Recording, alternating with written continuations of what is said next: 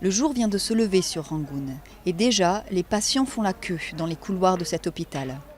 Construit en 1937 par la minorité musulmane, il a pour spécificité de soigner gratuitement les plus démunis sans distinction de religion. Fait inhabituel dans ce pays à majorité bouddhiste déchiré par des violences communautaires. L'an dernier, près de 250 personnes, la plupart des musulmans, ont été tuées. Mais ici, ces tensions sont évacuées. Je n'y pense pas. Nous avons fait du commerce tant de fois par le passé avec les musulmans. J'ai de bonnes relations avec eux. Cet hôpital accueillait traditionnellement les opposants de la junte militaire à leur sortie de prison. Aujourd'hui, malgré les réformes engagées par le régime, les prisonniers politiques continuent de venir se faire soigner ici.